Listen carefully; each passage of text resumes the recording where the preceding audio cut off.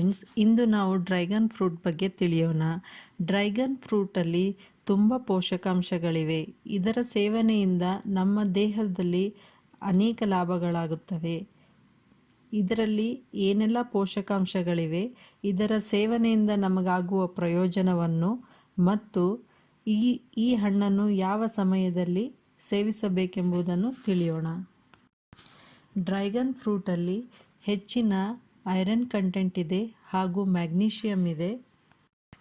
ಇದರಲ್ಲಿ vitamin C ಅಂಶ ಇದೆ, ಒಳ್ಳೆಯ ಫ್ಯಾಟ್ ಇದೆ ಹಾಗೂ ಒಳ್ಳೆಯ ಫೈಬರ್ ಇದೆ ಮತ್ತು ಹೆಚ್ಚಿನ ಪ್ರಮಾಣದ ನೀರಿನ ಅಂಶ ಇದೆ.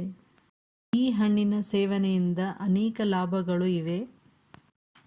ಡ್ರ್ಯಾಗನ್ ಫ್ರೂಟ್ ಹಣ್ಣಿನ ಸೇವನೆಯಿಂದ ನಮ್ಮ ಜೀರ್ಣಾಂಗ ವ್ಯವಸ್ಥೆ ಸ್ಟ್ರಾಂಗ್ ಆಗುತ್ತೆ.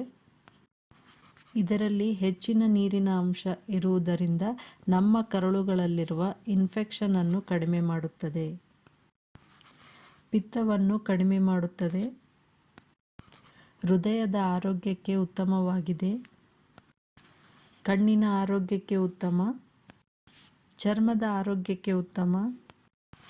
ಡ್ರ್ಯಾಗನ್ ಫ್ರೂಟನ್ನು ಬೆಳಗ್ಗೆ ಮತ್ತು ಮಧ್ಯಾಹ್ನದಲ್ಲಿ ಸೇವಿಸುವುದು ಉತ್ತಮ.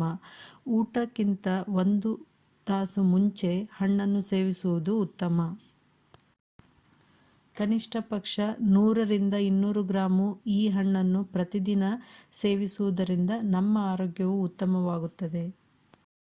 ಡ್ರ್ಯಾಗನ್ ಫ್ರೂಟ್ ಒಂದು ಪಿಂಕಲ್ಲಿರುತ್ತೆ. ಇದು ಸಿಹಿಯಾದ ಅಂಶವನ್ನು ಹೊಂದಿರುತ್ತೆ. ಇನ್ನೊಂದು ವೈಟ್ ಕಲರಲ್ಲಿರುತ್ತೆ. ಅದು ಸ್ವಲ್ಪ ಕಿವಿ ಫ್ರೂಟಿನ ರೀತಿಯಲ್ಲಿ ಟೇಸ್ಟನ್ನು ಹೊಂದಿರುತ್ತೆ. ಡ್ರ್ಯಾಗನ್ ಫ್ರೂಟನ್ನು ಪ್ರತಿನಿತ್ಯ ಸೇವಿಸುವುದರಿಂದ ನಮ್ಮ ಆರೋಗ್ಯವು ಉತ್ತಮವಾಗುತ್ತೆ.